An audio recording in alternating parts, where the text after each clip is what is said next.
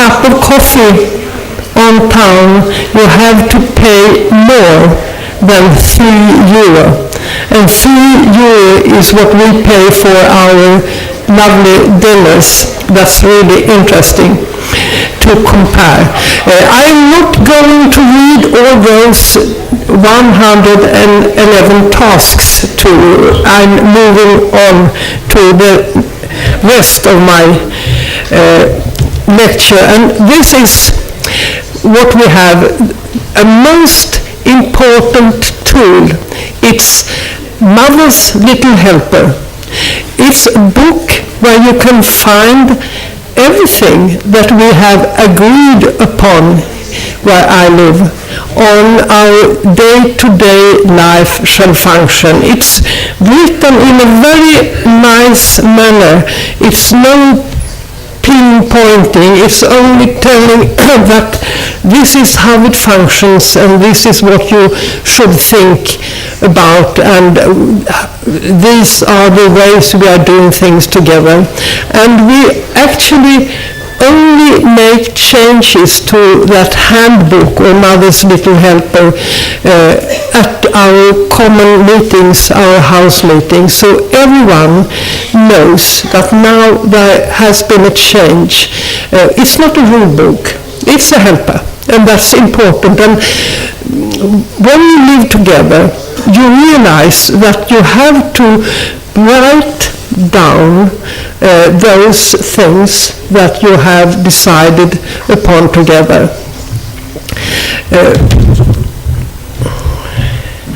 And of course, communication is one of the key issues when you live together.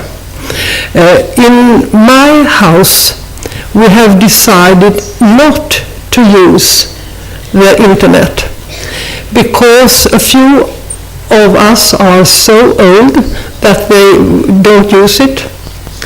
And to have notice boards somewhere is really nice because people stop and read and talk to one another. And all those opportunities when people stop and talk to one another are so important to keep the house functioning. Of course, I can understand if you, with your much bigger solution, with lots of apartments, chooses another way of communicating, but keep also these very simple, old-fashioned ways of doing things. Writings on paper is important.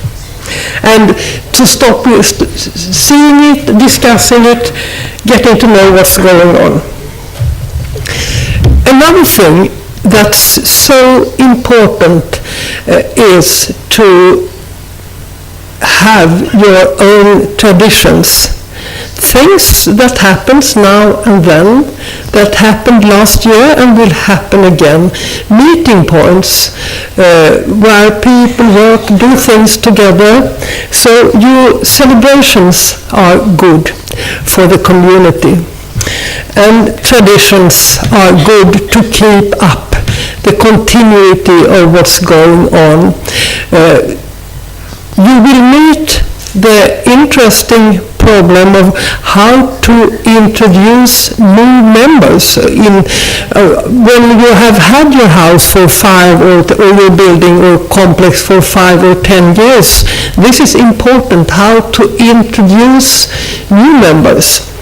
How to make them understand what the idea behind, why you are doing things, the way you do it, and how the ways can be changed, of course. But traditions are actually helpful. And then, of course, the most helpful things of all are to have fun together. So don't forget that, to have fun and not only work hard to achieve your dreams. This is so fascinating that co-housing at the moment is, there is such a big interest among those who know about it, of course, but all over Europe, in the United States, in Australia, in South Korea, in Japan. Partly is it because we are all growing grayer. But it's not only that, it's also such a good way for families to live, for children to grow up, to find new ways of meeting one another in everyday life. I think we have had a belief that the internet could substitute every ordinary way of communication, but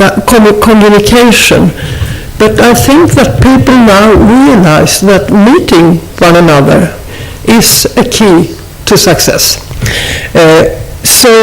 Now I'm back at the questions. I'm going back to, and there are lots of new publications from different parts of the world to read and learn from. And of course, also, a good idea is to try to visit as many projects as you can to learn and to understand what's going on. I was a member of the group that introduced the ideas of co-housing in Sweden. We wrote a small book, and before that book was published, co-housing projects started popping up around in Sweden in the 80s. And we in my group, we were quite nervous. Help, they have listened to our ideas. They are doing it. But if we were wrong, if this is no good idea, have we made people do crazy things? We started to visit all the new co-housing projects around Sweden. We started to eating their dinners. We were planning to give them marks for how good they were, but we never did. But when we visited these places, and we realized that all the different groups they had taken the basic idea and formed it together to their own idea. And so the co-housing projects, they were different, but they functioned. And we could feel a big relief. This is a good idea. And the fact that so many has survived, all of them that had, were planned well from the beginning, did survive. Those who didn't survive, it was mostly due to that people not interested in the idea moved into the co-housing projects. That can be dangerous and important to think about. But most of them survived, so there is lots of good knowledge from existing projects, from literature, from study visits, to learn is a good idea. And when I prepared this lecture, I got some questions from your organizations, and I can't always answer them. I think you have to find your own solutions, because I'm convinced that there always is a solution for, even if you're very small, or if you're very big, and you are going to be quite big. But you will find good ways of organizing those things that you find important together. But it will take some time, and you have to be social inventors, because that's what we are. We who live together like this with both private flats and common spaces. We have to invent, actually, how to live together, what we do together, how we take decisions together. Then we can learn from other projects, but we have to find our own solutions. And it's hard work, and it's worth it. And that's important to know. it's the work that's part of the solution, that you sit down and talk, meet, get to know one another. That's so important. No one else can do it for you. It's you as a group that has to do this work together, and it will pay in the future that you are doing it now. So see it as a possibility, all the hard work that you are giving to the project, because you'll get things back from it. I can't answer the question about what does it mean to be a bigger house, but in Sweden we have a few like that, and they also function, but they function slightly different, and they have subgroups and they have other solutions. And what are the biggest difficulties? Oh, I think one of the biggest difficulties is if you think that someone else is going to do this, because there is no someone else, it's only you. And there's something more you have to understand, that you are and have all the possibilities to form your own life in your own flat. But in the common spaces, in those things you have in common, you have to accept also that there are as many ideas as inhabitants. And sometimes you don't get it the way you want it. I have been fighting in Färdknäppen for 25 years for having dinner later. And in Sweden we have a system of voting. We don't use consensus. We use voting actually because it's a very long Swedish tradition how to take decisions in associations. So, but in Färdknäppen we don't use voting only late in the process, where everyone knows, oh, it's time to take a decision, we can't go on like this, we have to vote. And then we vote. And then those who have lost, they also accept that, yes, we need this decision, I can live with it. And if I can't live with a decision, there is only one solution, it is actually to move out.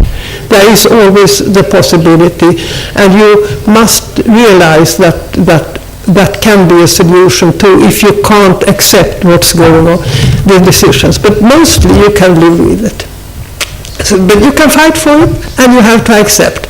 In Färdknäppen we have something called sofas. That means that when we feel at a meeting that this question is not ready for a decision yet, there are so many different opinions, we need to sit down and talk only about these special questions. Dinner time, as an example. And so we have a sofa, and everyone is welcome to tell her or his opinion. We don't take decisions, we just tell what we think and perhaps have a short discussion. But it helps us to understand how does those living here look on this special question. And so after that, we take it to a house meeting, and then we can vote if necessary. It's a slow process.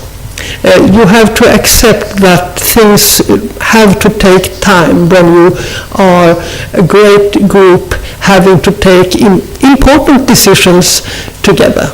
But and you have to accept to live with that someone else thinks differently from you, and that most of those living with you think differently. So you can't do so much about it.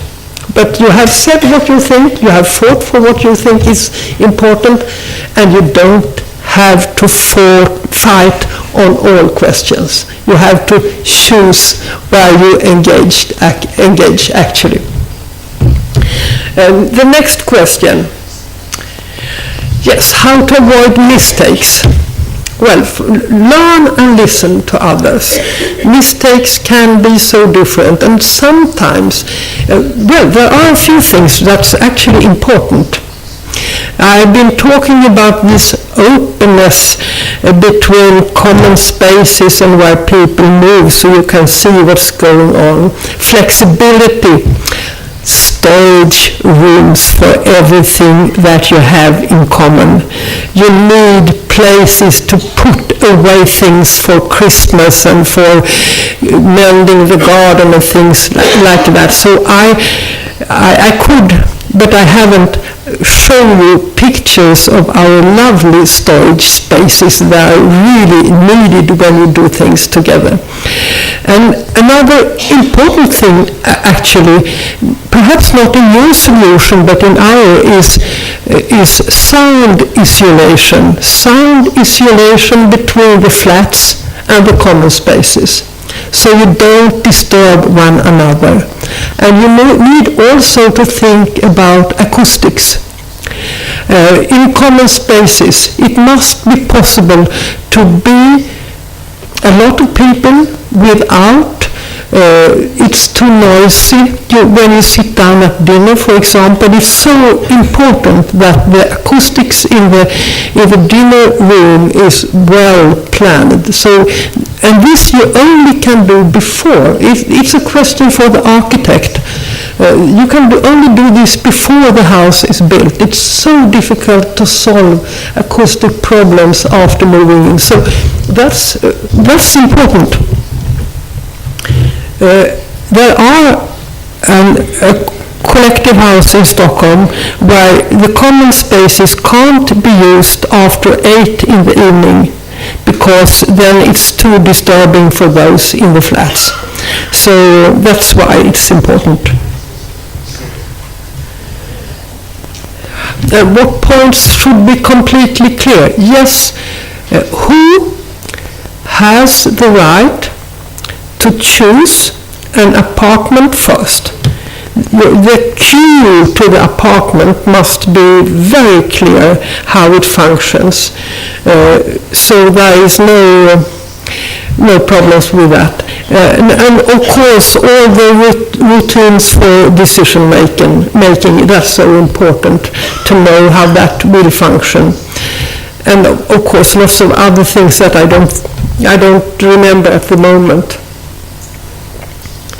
Also, the one other thing that always comes back, you have to be interested in living in a community to move in. You have to think yourself before you move in, is this really something for me?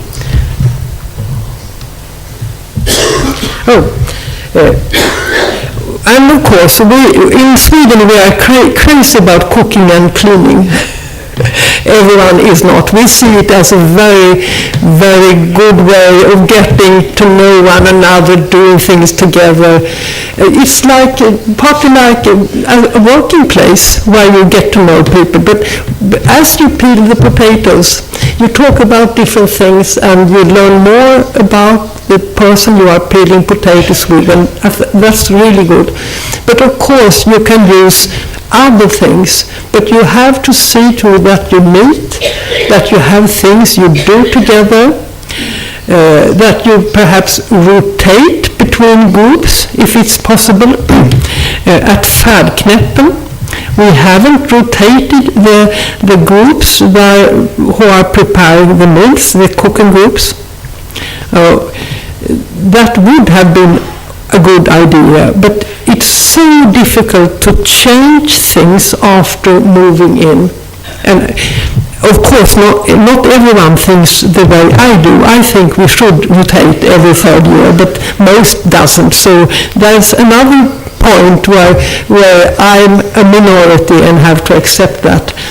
But you have to think very clear before you move in, because everything you think changes afterwards are more problematic than doing things beforehand. But of course, it must be able to change things too. So you'll find a way to organize yourself so there are lots of possibilities, voluntary possibilities for people to engage and meet one another. And I think you will all realize that this is an important part of your future life. And this is also an answer to the question how to go from I to you, or us, I to us, because it's exactly what it's all about. You have to understand that there is an important us to take care of, to nurture, and to love. We don't have voluntary help in our house, but we have organized. But we have lots of opportunities that this functions, and I think that the coffee group every day at 3 o'clock is a very good starting point, because there most of the problems in the house are discussed and solved. And if you want to know something, you go down and have coffee with others. And if you have a problem, you go down and discuss it with the others. It's a very good institution. Sometimes you are not feeling as you don't want to take part in it. That's another thing. You are free to be alone too. But the coffee group is a very good starting point for finding people who want to do things together. It can be to go with an older member to the doctor. We have actually been taking care of people who were dying at the hospital. We took turns sitting by her side. It can be things like going to Greece together, a small group, or so lots of different things that can happen. And this is what it's all about. And this is a Danish picture. In Denmark, they have like 400 co-housing projects, most of them for seniors. And there is a campaign at the moment to build more and to interest more of Danish people to move into co-housing project. And they had a very interesting woman working at Dane Age who has written some really good books about co-housing in Danish. That's the problem. But she is really good. And she talks about tolerance. She talks about humor, to have that gift. She talks about big ears. You have to be able to listen to others. And she talks about an interest in community, that you really want to take part in a community. And I would like to add, and have a private life too, because it's that combination that's so good. And these are the members of Färdknäppen, where I live, at one of our celebrations. I think we got, when you're 18 in Sweden, you have all the rights as a citizen. And this was on our 18th birthday. We had a big party. We had lots of parties, and that's fun. And that is it. Huh? So now there is time for questions. And I'll try to answer them.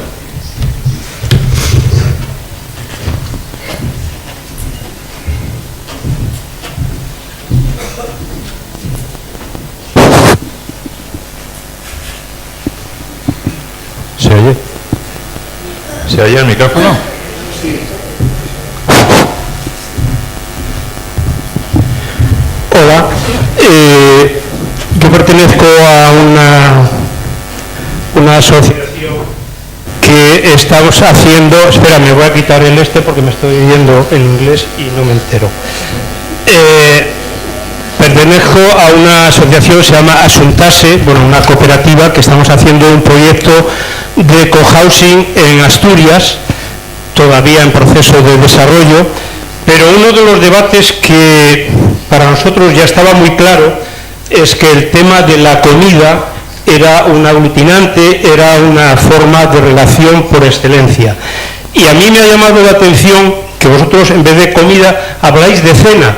Nosotros precisamente desechamos el desayuno y la cena, porque el desayuno hay gente que se levanta al amanecer y otros a las 10 o a las 11, y la cena pues hay gente no a las 5:30 como vosotros, pero bueno, también muy tempranillo, y otros que sin embargo pues cenan a las 10:30 o a las 11 de la noche.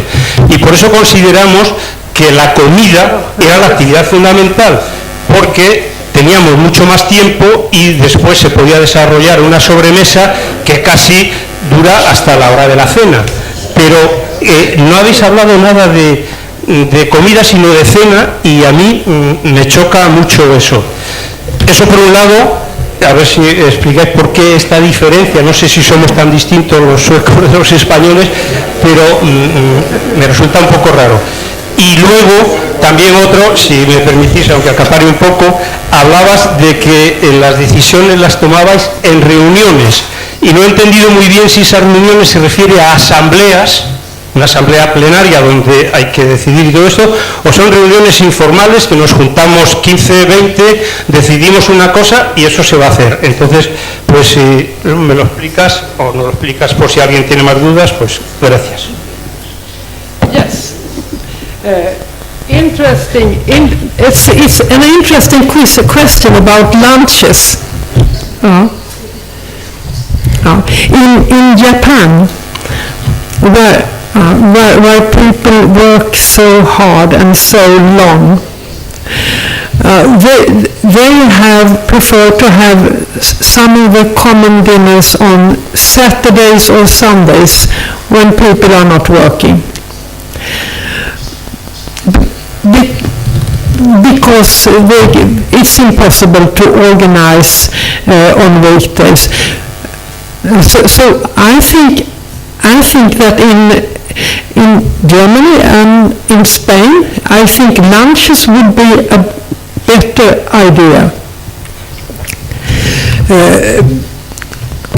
But in Sweden, we are used to having our main meal in the evening, so that's why. So you have your solution.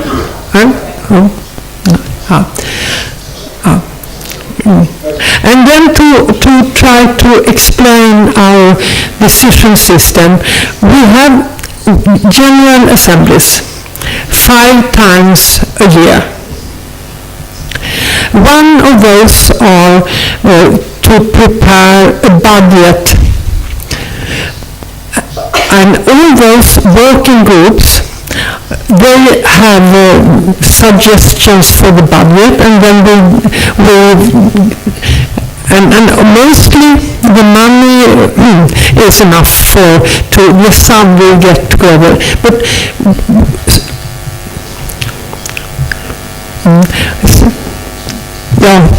yes, yes.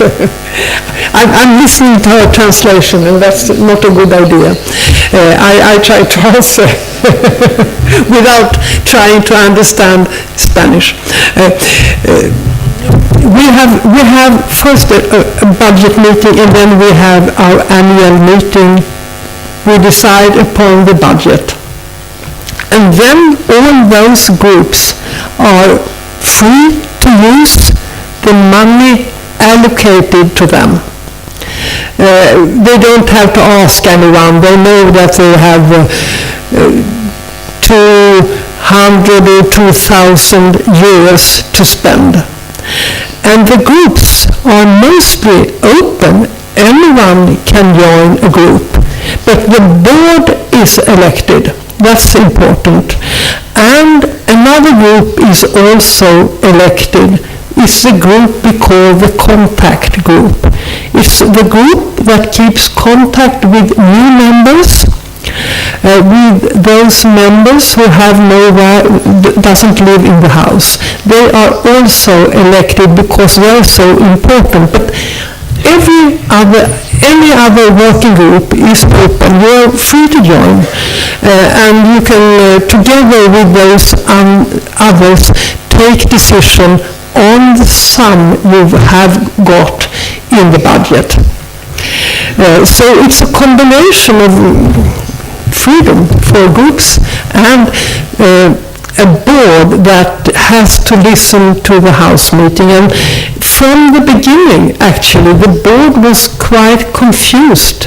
What are we supposed to decide on?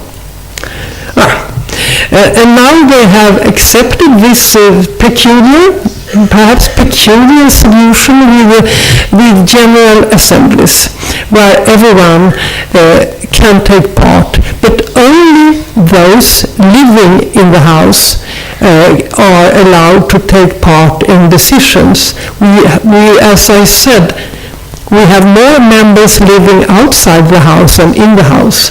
But it's the members living in the house that can make decisions together. So, in answer to your question, I think I shall say something about that important process of finding new tenants. People hear about us on the television, they read in journals, they come to visit friends in the house, and they get interested in moving into Färdknäppen. So we have many persons taking contact with us. And the problem is that there is only one flat free every year, or something like that. And we have been, those who are members are free to show their interest when a flat is empty. But we have discussed very thoroughly, and we are always discussing the rules. Who will the next tenant be? Because we have an agreement that makes it possible for us to suggest to our landlord who should be the next tenant. So when there is an empty flat, members can make an application for that flat, and then the contact group interviews those like 8 to 10 interested, and then discusses who will be the next tenant. And they have these criteria to start from. The house needs young people and old people, and since, as young people in their 50s, since we are growing older, 1 year each year, we always need to recruit younger tenants in their 50s, in their 60s. We have also a need to have a good balance between the sexes. So actually, men are preferred.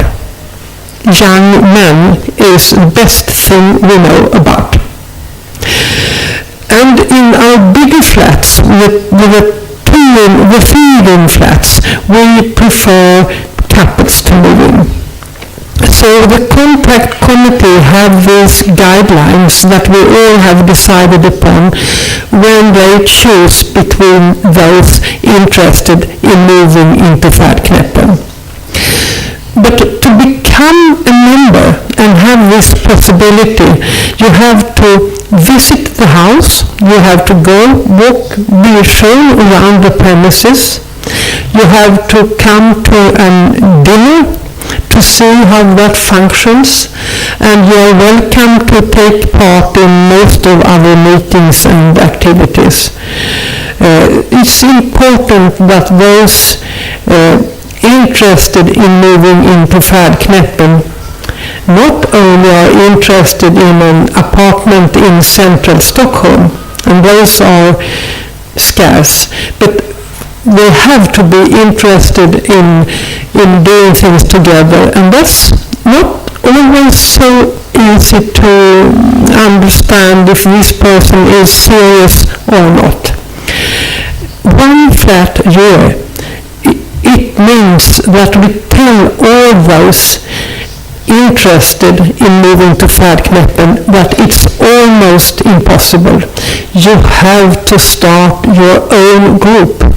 If there has to be many starting groups to show politicians that there is a great interest in this way of living, because politicians, they are doing it mostly the simple way. They have the housing companies, they have the way they do things.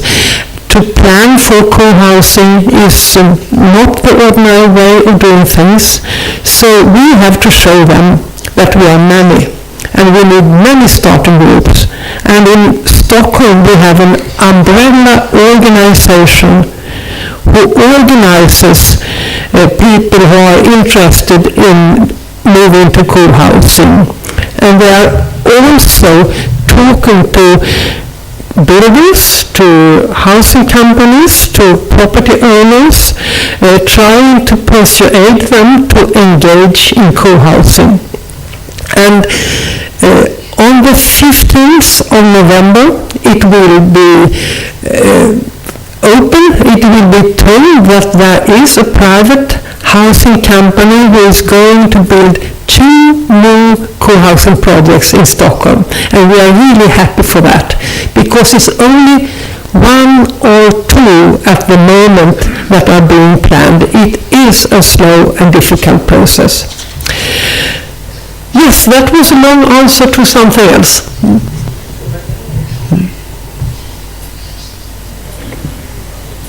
Buenos días, no me voy a extender en agradecer, pero sí quiero hacerlo tanto a la organización de Meruelo, que siempre...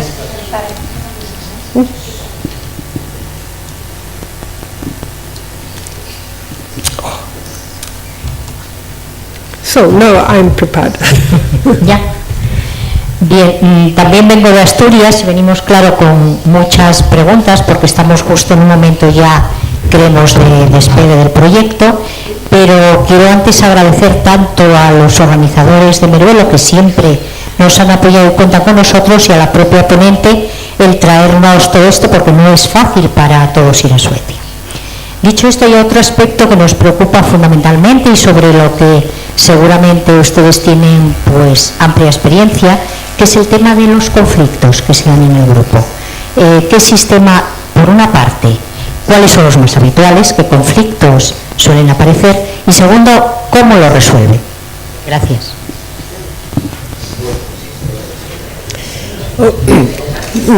Yes, it's better like this. Conflicts is really an interesting matter. Sometimes I think we have conflicts where I live about those most crazy subjects, because we need something to discuss and quarrel about. It's quarrel time actually in our house. There is a pressure building up sometimes for different reasons, and then we have to quarrel for a period.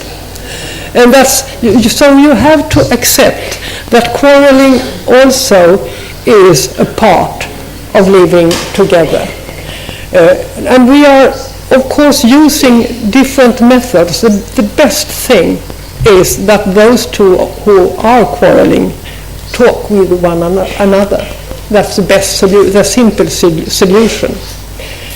And there are other methods tried by co-housing projects. Some have, like, mediators who are not supposed to tell anyone about what they know about, but you can go to them and say, there is this problem, and can I get some help to solve it? So mediators can be a way of doing things together. Mediators that are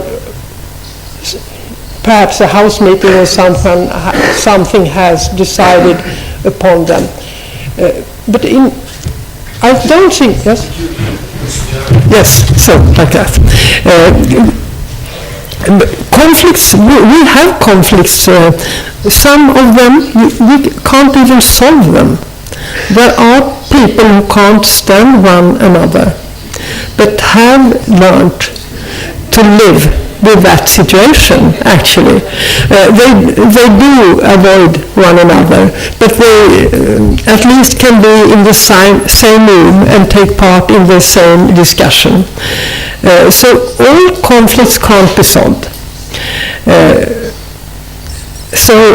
And probably your way of solving conflicts are different from how we do it in Sweden. So you will have to find your way. You can read a lot about it if you are interested in what they are doing in the United States. For their co-housing organization seems to be much more interested in conflicts than the Swedish one. And they have lots of information in English about methods of solving conflicts and things like that. So look around. I think Sweden is not of great help when it comes to conflicts.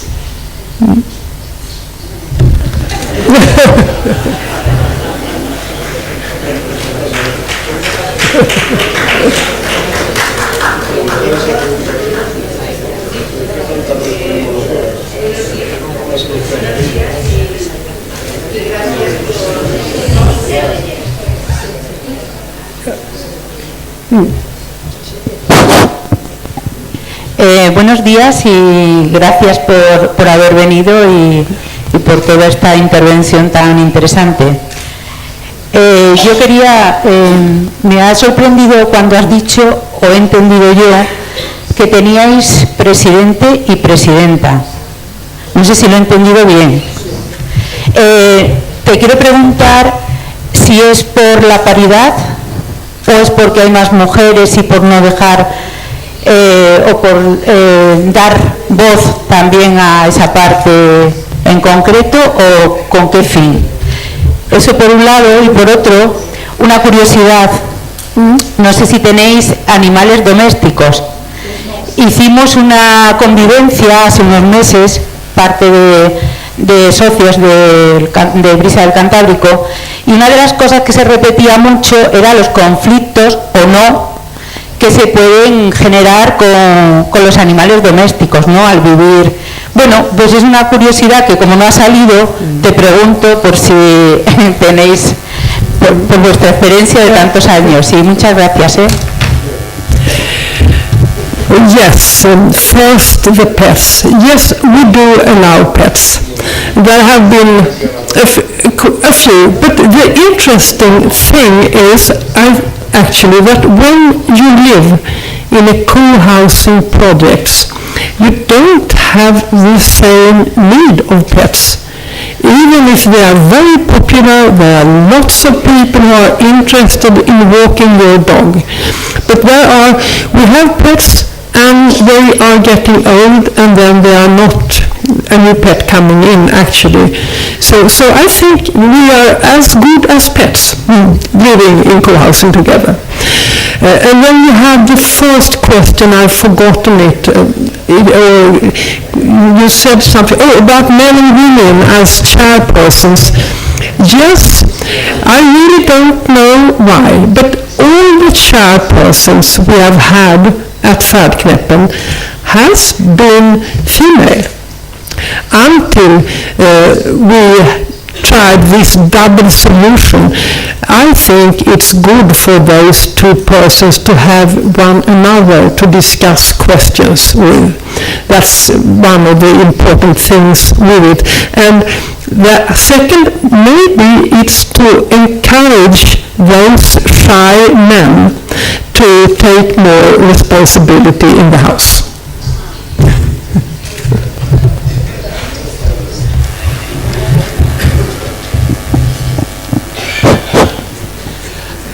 Hola, Kerstin.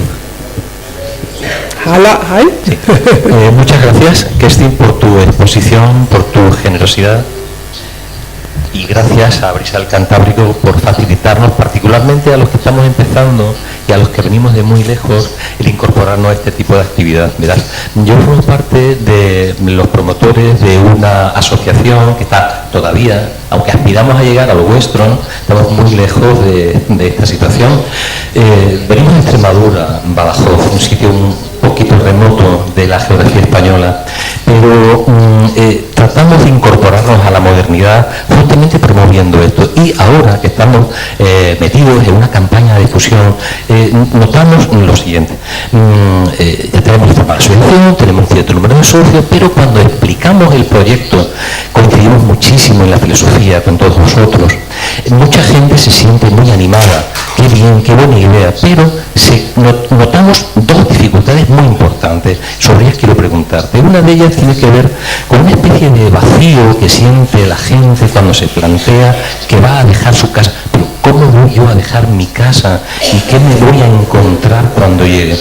Tenemos dificultad para... Sabemos que es un cambio cultural, el esfuerzo que tiene que hacer la persona, que tiene modelos muy tradicionales, que tiene que incorporarse a uno diferente. ¿Hay algún argumento particularmente interesante que pudiese ayudarnos a los que trabajamos ahora estamos en esta problemática? Y la segunda cosa tiene que ver con los aspectos económicos. Hablo muy poquito de las cuestiones económicas, es decir, me da la impresión que vuestra casa es una casa en alquiler, pero nosotros, desgraciadamente, al menos en Badajoz, no contamos con colaboración de políticos valientes, inteligentes y atrevidos. Quizás sea compartida con otros sitios. Tenemos que pagarnos todos nosotros. Y esa incertidumbre de dónde voy a sacar el dinero para construir todo esto. Es que en Suecia no hay comunidades que han tenido ellos que pagarse el conjunto de todo eso. Y en ese caso, ¿qué mecanismos se han utilizado para facilitarle? Gracias.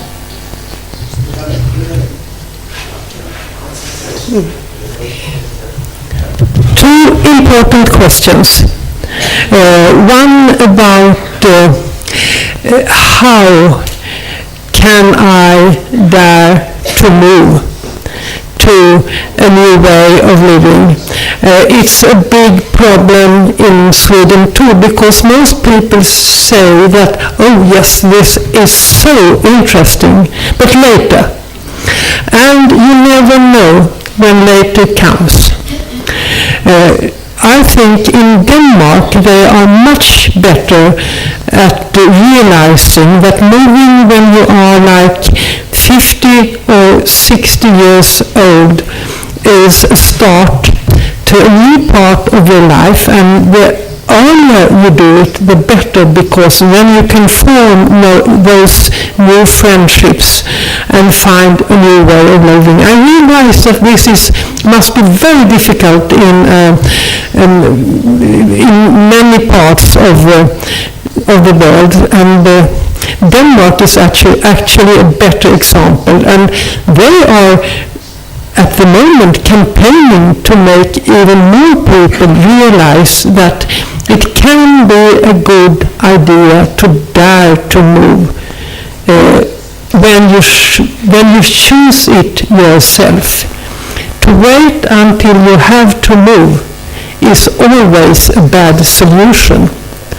To find a good solution when you are strong and can engage in new things is important, and I think as we grow, more and more are going to be older and older. It's a really good idea to find your own solution in time. So you have to dare, because you win so much from it. That was one question, and now I forgot the other. Economy. It was yes, of course. We also pay all the costs at Färdknäppen. It's rental, but there are no subsidies in it. We are paying normal rents. We are paying the same cost per square meter for our common spaces as for our flats. So we have smaller flats in order to afford having all those common spaces. We are working together and getting some money in return, but it's no subsidy. We have earning all the money we are using. But it is a problem to persuade banks that they shall borrow money to projects like this. In Germany there are many Baugemeinschaften und Wohnprojekte where the local small starting groups are taking initiatives. There are also some municipalities and cities that realize that this is so important that people come together and that they are forming their own way of living. So they forward it in Tübingen, in Freiburg, and Hamburg as an example. And they think that this is a way of shaping social stability, because when you have a co-housing project in a neighborhood, that means that this is people who plan to stay, who are engaged in the housing project, but also in the environment around them. And so it's a guarantee for stability to have co-housing projects. It's not so many who have realized that, but still. And there are also in Germany banks that realize that these are good clients. These groups, these co-housing groups, they are responsible, they take care of one another. If someone can't move in, they will find someone else. So if they should think a bit longer, they should realize that you are really good clients, but there is lots of information to be given to them, to the banks and finances of all kinds. So it's hard work actually, and in Sweden we have that problem too. It's difficult to make the banks listen, and not everyone has a capital of their own to use. That's why we are trying to find solutions where we also have where we can rent, because it's an answer to that many old persons have no private capital to invest. So you need both solutions, both owner-occupied and rented co-housing projects.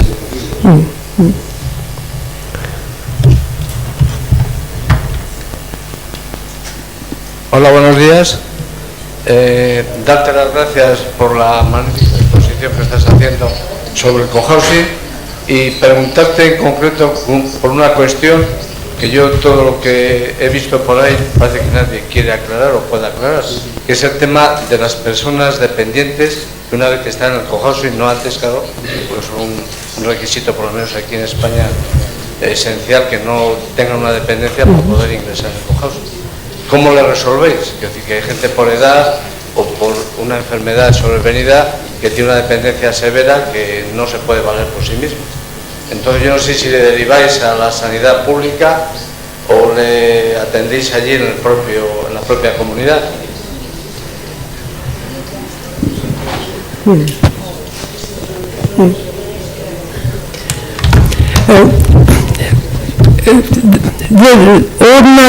The standard way of having this functioning in färdknäppen is you move in when quite young, as I said, 50 or 60 years old, and then you stay there and you get older and you may be getting more and more dependent. And in Sweden we have a system where you can get home care from the municipality.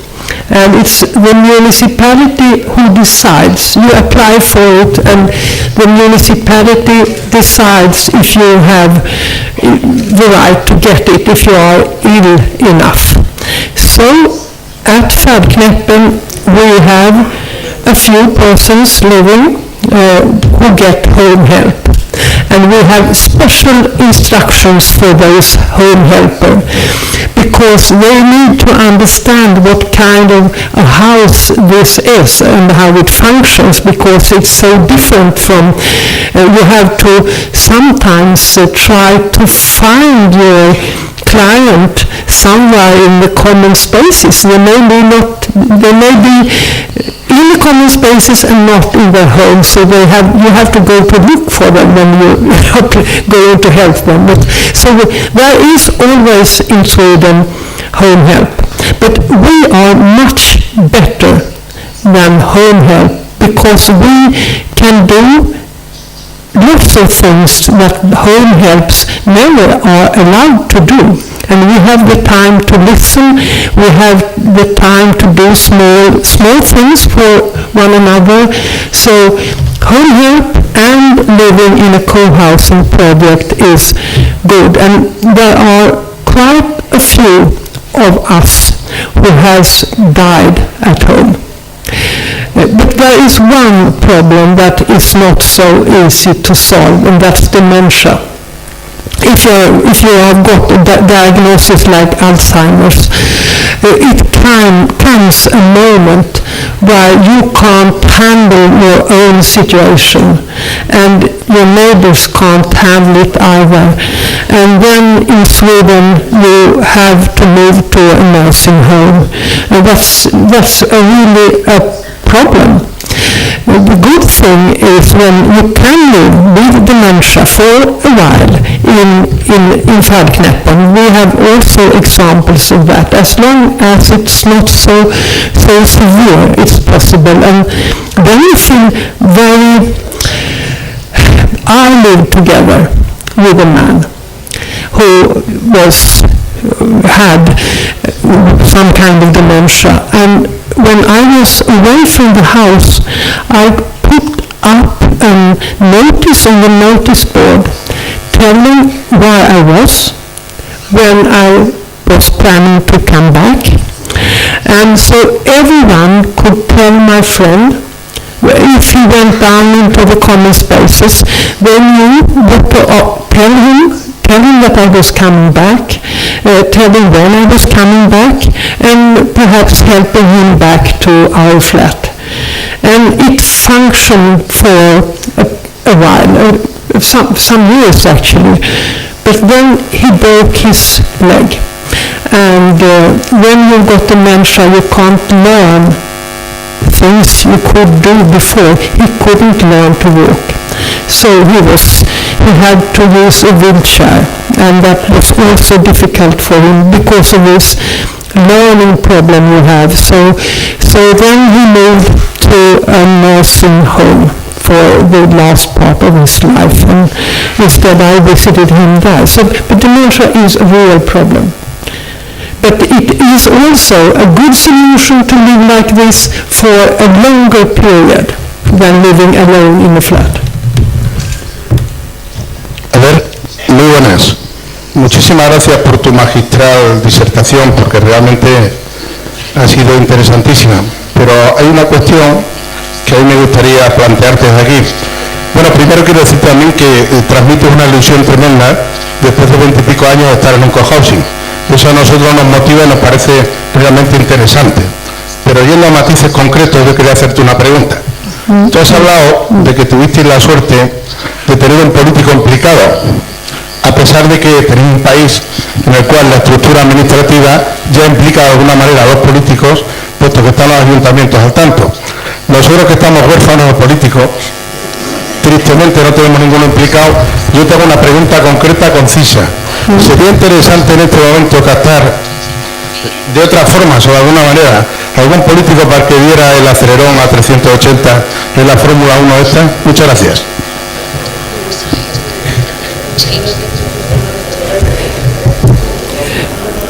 Yes, I think it's a good idea to try to show politicians what co-housing is, try to make them interested in the importance of listening to people with ideas. In Sweden we organize seminars for politicians. We organize meetings where they can present their views, and then we ask them how they look on co-housing. So you have to start doing that, because it's important to have this kind of support from and understanding from politicians. And in Sweden, in a few weeks, there will be a booklet published, or a small pamphlet report from the National Board of Housing and Planning about Baugemeinschaften, about Baugruppen, about the groups who come together to build their houses together. And this is so interesting that the National Board of Housing and Planning actually has decided to publish this small report on Baugruppen. Färdgruppen is not really a Baugruppen, because we were not responsible for the building of Färdknäppen. It was the housing company. But I think that this report is about the planning process together with the people who want to build together. But still, it is also a way of showing that municipalities, planners, politicians should interest themselves also for this way of living together. Era mi pregunta, saber cuál era tu opinión sobre el respecto. Gracias.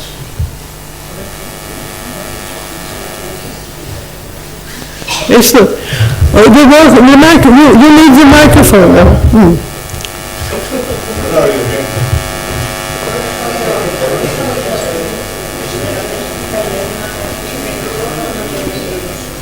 You need to use the microphone because I don't understand Spanish.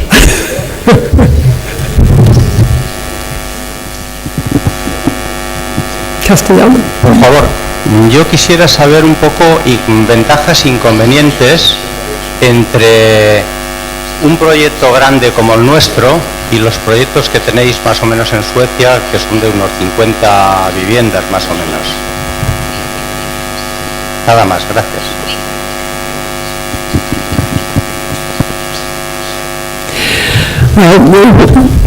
Pros and cons with small projects, and a small project I would say would be 10 to 15 flats for senior co-housing projects. That's maybe more vulnerable. It's good to have like 30, 50 flats, because then you have people who are very active and you have people who can be more dependent, and it's not such a big problem. To have 150 flats, that's interesting. There are some examples in Sweden. Of course you have to work more with getting to know one another, because 200 persons are actually a lot more than 50 or 60.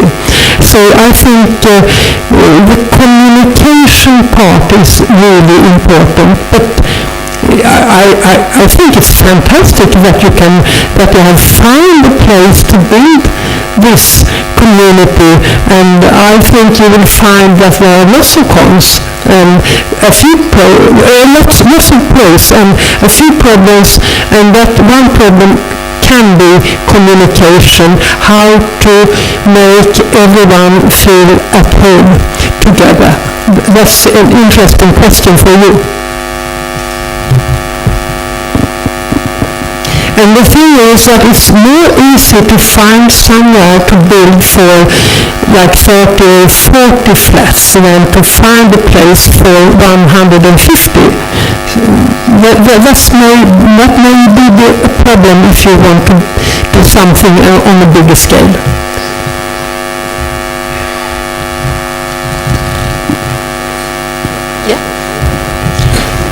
Hola, buenos días. ¿Se oye? Yo quería preguntar una cosa muy concreta. Veo mucha dispersión de fuerzas, por lo menos en España. Cada proyecto de cohousing funciona por su cuenta. No sé si en los países nórdicos o en Suecia tenéis algún órgano federado, es decir, algún organismo que recoja todos los intereses, porque la unión hace la fuerza. Y yo creo que sería mucho mejor crear un grupo de presión también frente a las demandas al Estado, ¿no? Porque tiene que implicarse también en la donación de terrenos o en las ayudas, en las subvenciones. Veo mucha dispersión y quizá poco movimiento que vaya en una sola línea para conseguir los mismos resultados para todos los cohousing. Cada uno va por su línea, es una dispersión de recursos y sin embargo creo que sería, como todo movimiento de interés en España y en todo el mundo, se requiere como un organismo mayor que asuma todos estos esfuerzos y crear un grupo de presión, ¿no? ¿Cómo funcionáis vosotros allí?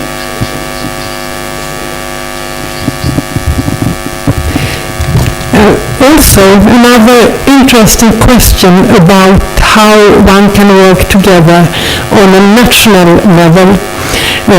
In Sweden, as in many other countries, where there have been co-housing projects that has been built, or project as in Germany, what happens is that those who move into these projects, they are satisfied with their life, with living an ordinary life, and they are not so engaged in spreading their ideas. So that actually led to that one in Germany and in Sweden started to organize organizations, to umbrella organizations the way you described. We had one actually in the 1980s, but it died because those living in all the co-housing communities built in the 1980s, 1990s, they were fully occupied with their day-to-day life. So it was revitalized in 2005 as an organization for the existing co-housing units and for starting groups, and it has functioned well because it is, as you say, important to have an organization who can forward the idea, who can see to that there are information available, a home page that functions, a newsletter on the web, information to spread to those interested and to planners and politicians. It's hard work, and most of us who engage in that work are retired actually, because young people with children have not that much spare time to use for things like this. But we think it's important to take care of what every group learns, and to help to solve problems that groups meet, and to make people meet. That's so important from different parts of Sweden.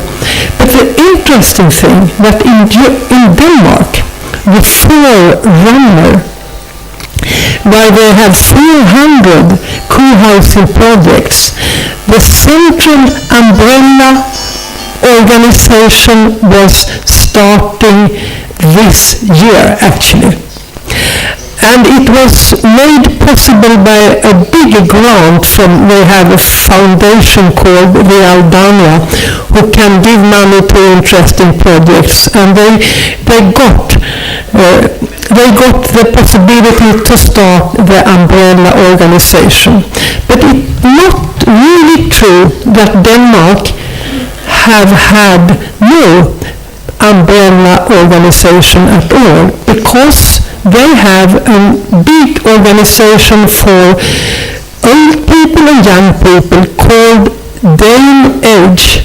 I think it's the biggest organization for old people in the world, except for the United States. It's really big and active, and they had a person working there called Margrethe Kärnekull. She was so engaged in co-housing, so they had a database of over 250 of the co-housing projects in Denmark. She wrote interesting books about the question in Danish. She gave speeches. She was all over the world actually talking about these things. You do need an active organ. So instead of having an active umbrella organization, in Denmark they had Danish, and that helped a lot. But then when Margrethe Kärnekull became retired, the organization dropped its interest. And so that's why it's so good that they now has formed an umbrella organization also in Denmark. And it's really, it's great to be able to be part of a movement like this, a movement that means that you're trying to find new good solutions for how you can live in modern society, and to understand that these ideas can function in the most many different places, in Japan as well as in the United States, in Australia as well as in Sweden and in Spain. Tenemos que terminar. Una última pregunta y tenemos que dejar. Gracias. Hola, gracias por la presentación aquí. Estoy intentando en español, pero soy inglesa. Tenemos un grupo en el sur que intenta ser internacional en carácter, y también estamos viniendo de otra posición porque tenemos un edificio que es apto para nuestras necesidades, pero tenemos problemas porque no tenemos tiempo para construir los grupos adecuados que han empezado al mismo tiempo. ¿Qué son los más importantes principios para vender las ideas de cohousing para la gente que prefiere pensar sobre el edificio, no la ideología? Esa es mi pregunta. ¿Cuáles son los más importantes principios?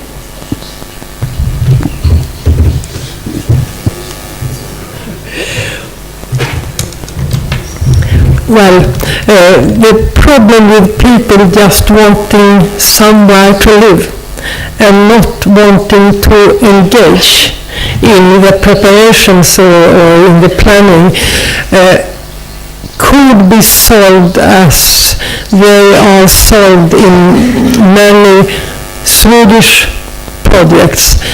To become a member, to have the possibility to queue for a flat, you have to engage in what we in Sweden call a study circle.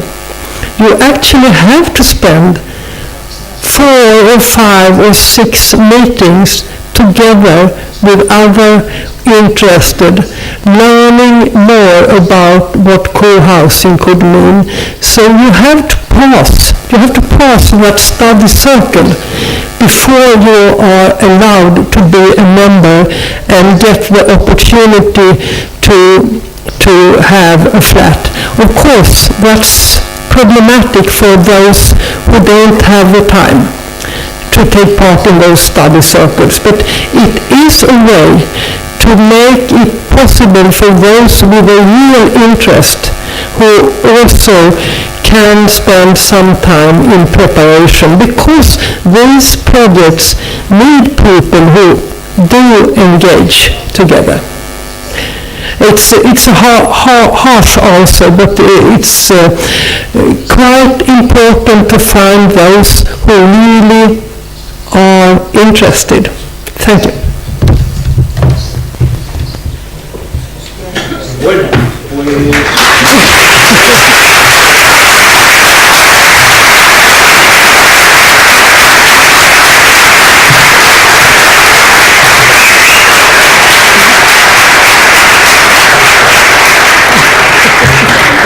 Bueno, pues... On behalf of Brisa del Cantábrico, I want to thank you so much. It's very interesting.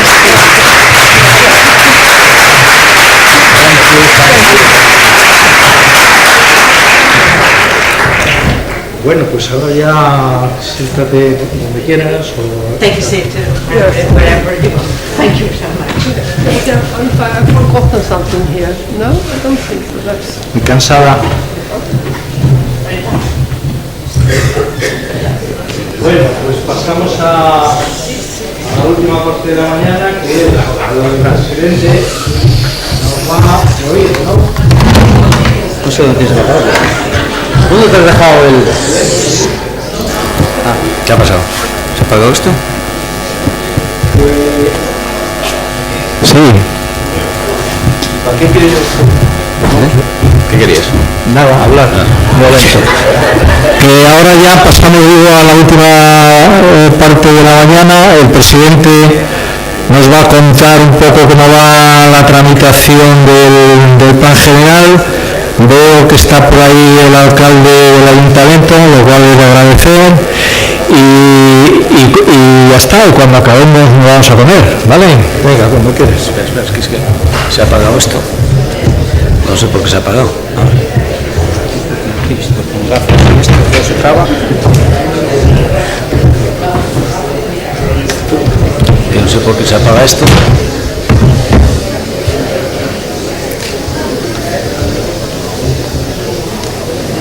¿Le digo al alcalde que se acerque? Sí, que se vaya acercando. Es que es lento esto.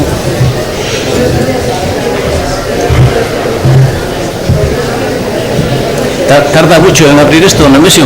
¿Cómo? Tarda mucho en abrir, cuando es que lo pagó ella y ahora tengo que arrancar. ¿Tienes que arrancar? Ah, ya está.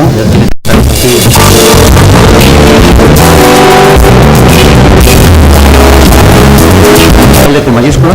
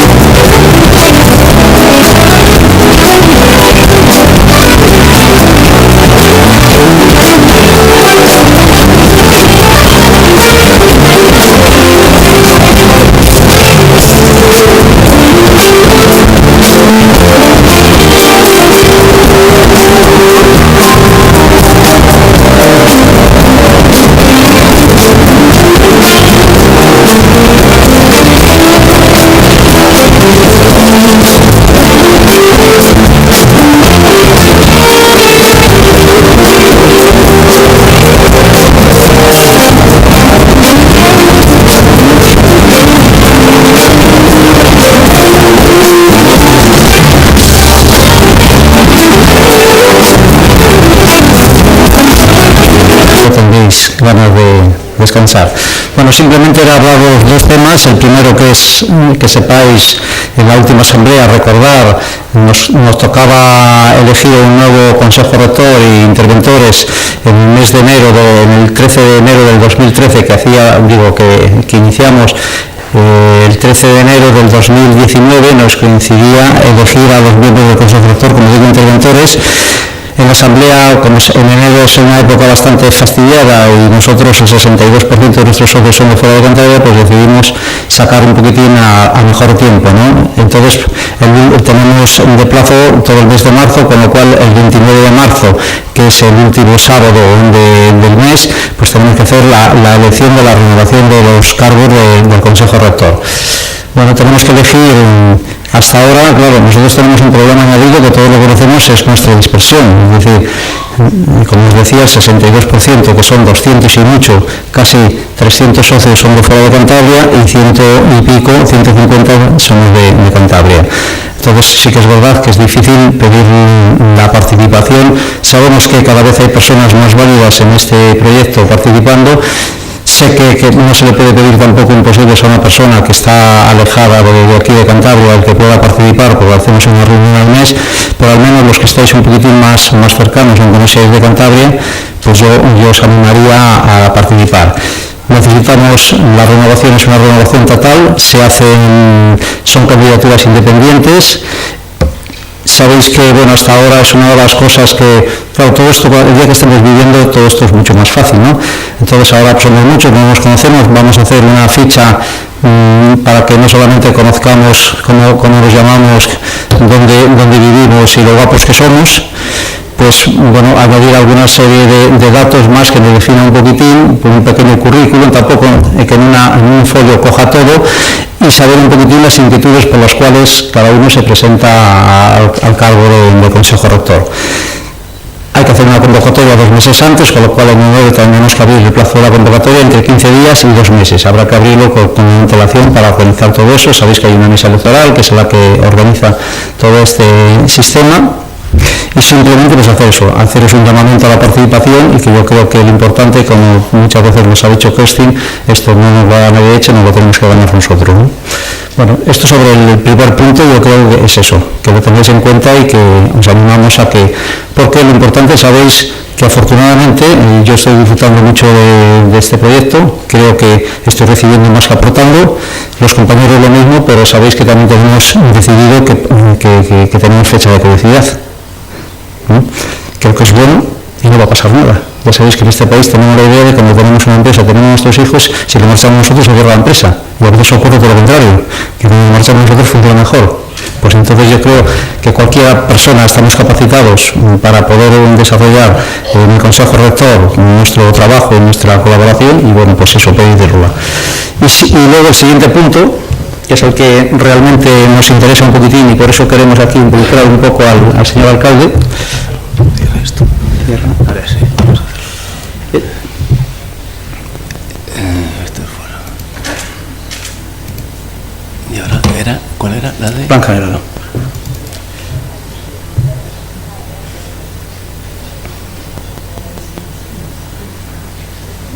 Vale, entonces te chico.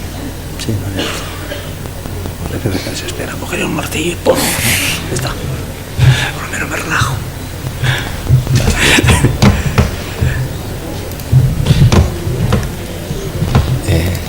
Ya sabes, con esto no toques el ratón. No, pues este va a quitar. A ver. Bueno, la primera fase no es mía, es copiada, y se dice que el emisor de la información o el comunicador debe saber colocarse en la posición del receptor.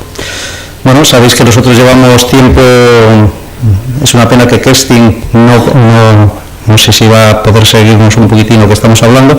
Ya disponemos de un terreno aquí en el pueblo de Meruelo de 90.000, bueno, unos 10.000 que acabamos para zonas de huertos ahora comprar. Y bueno, no es este el problema. Nosotros, como sabéis, dentro del Plan General de Meruelo, la aprobación de los planes generales, de los que lo seguimos más de cerca, pues es una cosa bastante compleja, al menos en esta comunidad autónoma, y me temo que en todas. Entonces, podemos entender la preocupación que tenemos todos nosotros los primeros, ya para acabar de una vez con este tema de la aprobación definitiva, porque una vez que se apruebe el plan general, la velocidad la podemos poner nosotros, pero hasta ahora tenemos que, y yo he sido administración, y una cosa de los que nos tenemos que criticar, que en la administración vamos en primera y a veces con el freno dado, porque es así, avanzamos muy poquito. Bueno, el tercer punto os dije, y sigo manteniendo, que en la asamblea del año que viene espero que ya tengamos el plan general aprobado. Y no lo digo por decir y por quedar bien, porque me sentiría un poco decepcionado si no seríamos capaces de entre todos sacar esto adelante, porque una cosa que hay que tener clara es que hay una voluntad política por parte del ayuntamiento y una voluntad política por parte de la administración autonómica en que este proyecto salga adelante. Es decir, no tenemos ningún inconveniente, pero tenemos que ir a la velocidad y entender la velocidad que marca la administración. Bueno, en el año 2017 ya se iba a aprobar el plan general de Meruelo, pasa por varios, aprobación provisional, primero aprobación inicial, exposición al público, alegaciones, aprobación provisional una vez que se han resuelto las alegaciones, y ya luego llega la aprobación definitiva. El día 17 de diciembre la CROTO lo trató y entonces se devolvió al ayuntamiento porque entendía que había que realizar una serie de modificaciones, y lo además peso es que tenía que pasar varios terrenos que habían sido urbanos desde hace 20 y pico años. Exigía que si queremos que se apruebe el plan de general, les decía claramente que había que eliminar varias parcelas, no solamente ya de las islas, que parece que es razonable que en su día se permitieron que el plan general no creciera como una mancha de aceite, sino que se iban haciendo islas aisladas. Eso tenía que eliminarse porque es el criterio que había ahora, sino que había parte de los terrenos que se habían recalificado, hace 20 y pico años, había que pasarlo a terreno rústico. Bueno, eso creaba un problema, lógicamente hay que entenderlo también, que para un ayuntamiento, al final el ayuntamiento tomó la decisión de que, tirar adelante e intentar que el plan general se aprobara, sabiendo que tenían que hacer esta serie de renuncias, ¿no? Bueno, a la cooperativa es verdad que se nos abrió una puerta, porque una de las cosas que le decía es que tenía que volver otra vez a información pública. Nosotros lo que hemos hecho de mutuo acuerdo, porque siempre hemos ido de la mano, porque creo que es como hay que ir tanto de la administración autonómica como de la administración municipal, se nos abrió una puerta porque podíamos presentar lo que era la ordenación detallada. Nuestros arquitectos, que hoy están por aquí presentes, nos presentaron toda la documentación en marzo-abril, nos dieron 3 meses para que presentáramos. Estamos hablando a finales de marzo, mediados de abril, más o menos, ya estaba presentada lo que es la ordenación detallada nuestra, que es lo que va a salir ahora a información pública, para que nosotros pasemos directamente ya a urbanización, ¿no? A proyecto de urbanización. Bueno, pues esto ya está presentado. Hay que pasar toda la documentación elaborada, tiene que pasar más luego el informe favorable de 2 direcciones generales que tenemos aquí en Cantabria, que es ordenación del territorio y urbanismo. Por parte de ordenación del territorio, que era el que más miedo teníamos nosotros, el ayuntamiento contrató a un técnico municipal para hacer la memoria ambiental, tanto del ayuntamiento como de la parte nuestra. Hemos tenido bastantes, en todas las reuniones, el ayuntamiento puso a disposición también de la cooperativa al técnico municipal para que estuviera también, de alguna manera, ayudándonos entre todos o diciéndoles lo que se podía y lo que no se podía hacer. Y bueno, en ese grupo de trabajo, como han estado bastantes personas, ahora mismo, por parte de ordenación del territorio no tenemos ningún problema. Entonces nos quedaba todavía algunos flecos por resolver, que sé que estaban, la semana pasada ha habido una reunión con la CROTO, que es la que queremos un poquitín que nos comente el alcalde, a ver cómo ve este tema y cómo ve, según nos decían, si esto podemos llegar perfectamente antes de que se las apruebe generales. Sabéis que aquí son, como en otras comunidades autónomas, en mayo las elecciones, y lo que queremos es saber que si el plan general esté aprobado antes de las elecciones, porque todos evitamos de que después venga alguien que diga, no, es que ahora el ley de suelo de Cantabria vamos a cambiarlo, no sé qué, no sé cuánto. Y yo creo que estamos todos bien, es decir, porque la gran ventaja es que tanto el proyecto el plan general del ayuntamiento como el nuestro, que es un anexo que entra dentro del plan general, es decir, ya está aprobado, ya está trabajado y analizado por esos 2 órdenes competentes. Es decir, no estamos perdiendo el tiempo, porque ya lo tienen ya más que mascado. Entonces creemos que podemos llegar perfectamente, y esa es nuestra ilusión, y que de alguna manera en verano podamos tener ya por lo menos las palas para ir trabajando. Todo eso es como está. Yo sigo confiando de que Y no lo digo por quedar bien, lo digo porque, y tanto Severo, que somos los que estamos en esta comisión que trabajamos conjuntamente con el Ayuntamiento y con nuestros técnicos, que esto va a salir adelante sin tardar, nos va a costar, pero sobre todo que hay una buena voluntad por parte de la Administración, eso está clarísimo. Lo que pasa es que tenemos que ir un poco, a mí me cuesta decirlo, ¿no? Pero es así, es que es así. Entonces yo pediría ahora un poquitín que nos explique un poco el alcalde cómo van las negociaciones que ellos han tenido con la Comisión Regional de Urbanismo para tratar de desbloquear el tema de las parcelas esas que tienen que pasar de suelo urbano a suelo rústico, si eso ya se ha desbloqueado, y a ver lo que nos puede decir, ¿listo? Bueno.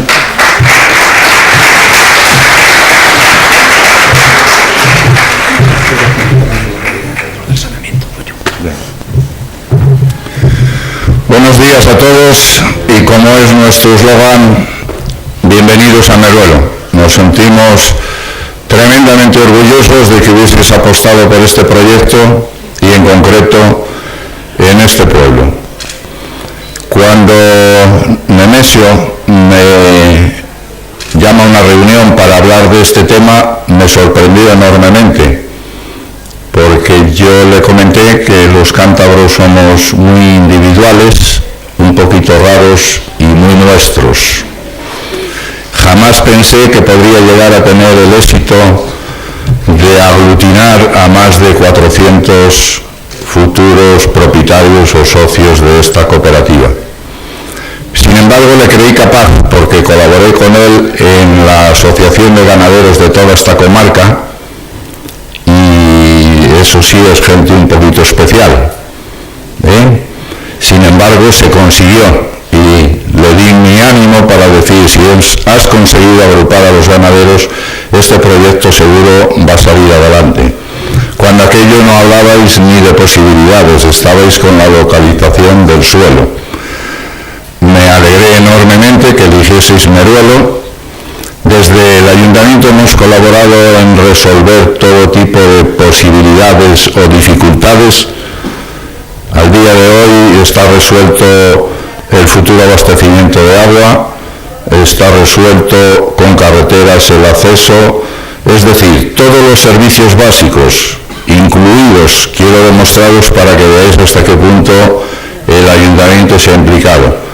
En breve se va a adjudicar el colector de saneamiento que va al centro de la finca. Es decir, no nos pueden poner en duda que apostamos por este proyecto, porque estamos haciendo algo que roza la legalidad. Llevar primero el saneamiento sin saber si esto iba a salir adelante. Es decir, estar seguros que esta corporación apuesta y apoya, y vamos a hacer todo lo que esté en nuestras manos porque esto salga adelante cuanto antes. Antes hicieron una pregunta que era importante contar con políticos. Mi lema fue el contrario: dejar a la directiva, que es muy capaz, me lo ha demostrado, trabajar como las hormiguitas, porque aquello de se hace en Meruelo y es el alcalde del PP y el organismo que da la autorización es de otro partido, a veces trae alguna dificultad. No somos capaces de entender que todas las ideas son excelentes y que deben de llegar al mismo fin, que es el bien común. Nos pusimos en marcha reuniéndonos con todos los organismos afectados, y os puedo asegurar que en los últimos tiempos he estado por decirle a Dionisio, a Severo, a cualquier miembro de la directiva: oye, que se van a poner celosos los vecinos de mi municipio porque es que no salen del ayuntamiento. Constantemente preocupados por cómo va el tema, cada reunión que hay antes de llegar yo de Santander ya me está esperando a ver qué es lo que ha ocurrido, y he detectado una ilusión compartida por todos los organismos, independientemente de quién esté en el color político de esas consejerías. Pero los planes generales de Cantabria, los que lo conocéis, están pasando unas dificultades de denuncias, se están echando abajo el de Santander, el de Laredo, el último por algo tan inconcreto desde mi punto de vista, que puede que sea un analfabeto, porque le faltaba el informe de género. Miren ustedes, un informe de género hablando del plan general de Meruelo, para mí sería lamentable que nos lo rechazasen. Como os digo, con ellos, con la directiva, y pidiendo reuniones discretas con todos los organismos, hemos ido dando ese paso de hormiguitas y consiguiendo los informes favorables verbales. Yo digo que en política la palabra, a veces según de quien sea, el tiempo da y quita razones, no sirve de nada. Nos hace falta oficios, aprobaciones documentadas. Porque si fuese por mí, después de llevar aquí 40 años, sería capaz de conceder licencia a este proyecto mañana, ya mañana. Pero ¿en qué lío les meto a ustedes si luego alguien lo denuncia y nos echa abajo el proyecto? Por eso vamos dando esos pasos, y os puedo asegurar, la última reunión ha sido el lunes. No voy a dar nombres porque es un favor personal que, con la amistad que he procurado tener siempre con toda la gente, hemos conseguido.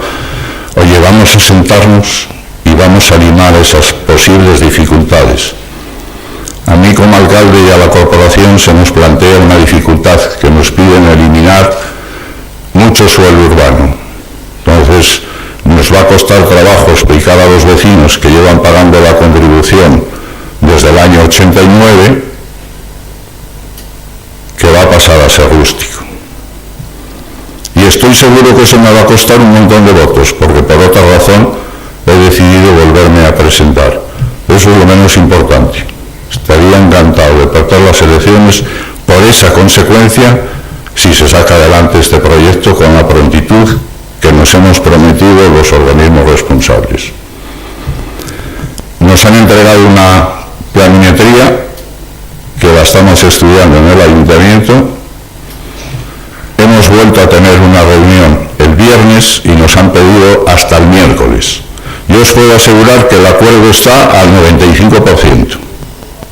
Solo hay 2 flecos que coinciden con estudios de detalle aprobados en plena crisis, gente que se gastó el dinero en proyectos, en su inversión, y que luego la crisis no les permitió desarrollar.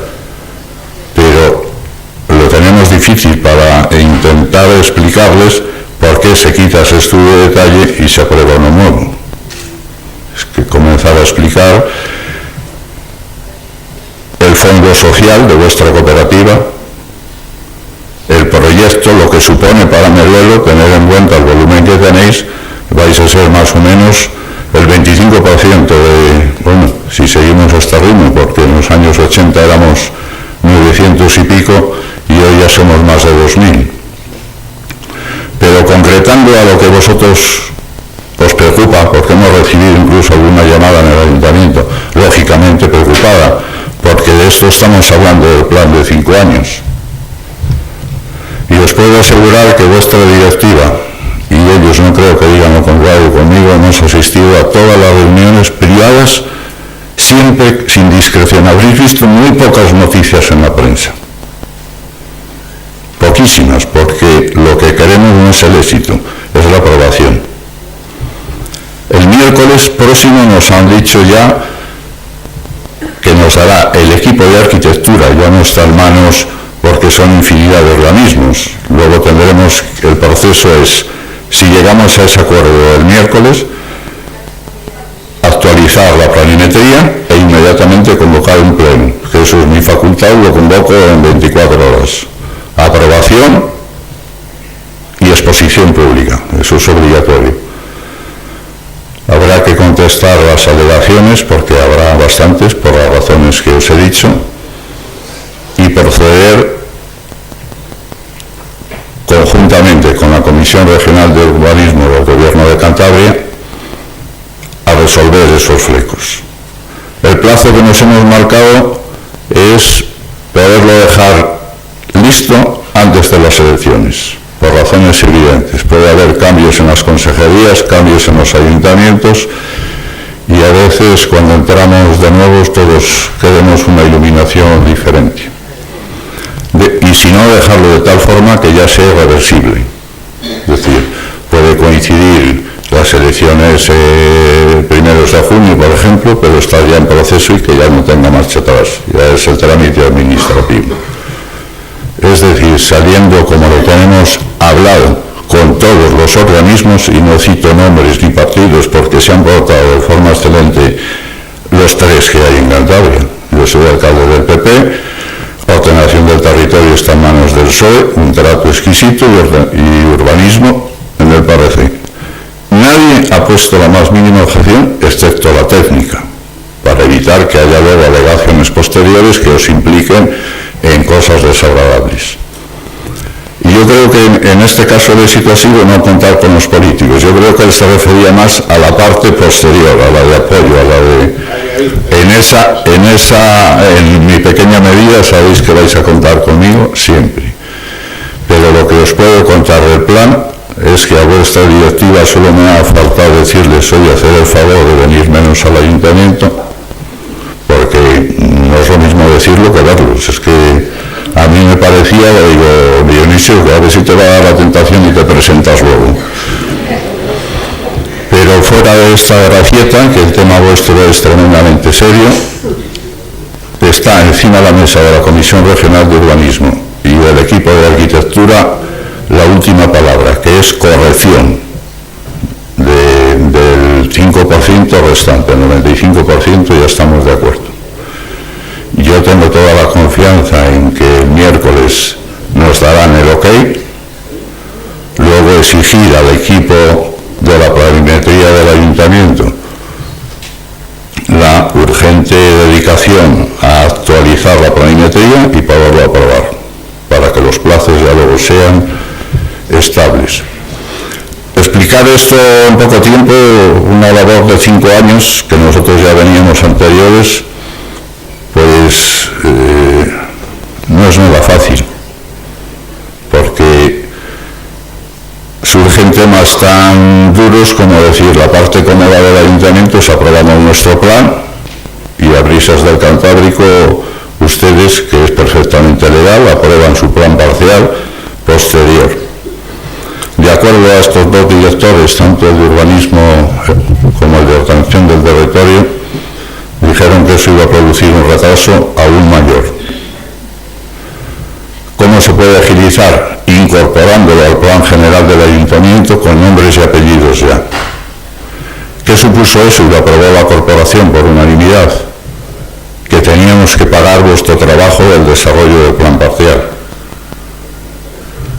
Puede que hagan comentarios, al día de hoy oficialmente nadie me ha dicho que estaba en contra. Y eso ha sido un paso primordial para ir en conjunto dentro del plan general con vuestros nombres y apellidos para que no haya ninguna posible objeción posterior. Aceptamos gustosamente en la última reunión que tuvimos con la ordenación del territorio sobre la evaluación de impacto ambiental, que es otra parte complicada. Y en esa buena relación que existe de ir a un fin común en el que todo el mundo parece que está de acuerdo, pues es el haber elegido un equipo que habitualmente trabaja para el gobierno para que hubiese menos dificultades. Eso también nos ha reducido un poquito el plazo en base al entendimiento. En su momento, si procede, se lo agradeceremos. Y como resumen, pues que tengamos suerte, porque depende de organismos que a lo mejor dentro de 15 días se reúnen y puede que alguien quiera cambiar ese criterio. Es muy poco probable, porque se han dedicado muchísimas horas al plan general de Meruelo. Y os repito, el interés general, sin mencionar el tema político, no encontrará una persona que quiera objetivarlo. Por lo tanto, es lo que os puedo trasladar y bueno, desde vuestra directiva no voy a decir que van a perder el hilo de no dejarme en paz sobre este tema y que vamos a estar permanentemente atentos a agilizar los plazos lo máximo posible. El fin es dejarlo listo, aprobado o no, pero dejarlo listo antes de las elecciones autonómicas y municipales. Y creo que va por un camino excelente. Prueba de ello es que la corporación nos va a adjudicar en breve, en cooperación con la subdirección del agua, la Consejería de Medio Ambiente, el colector director general para que tengáis el punto de saneamiento en el centro de la finca.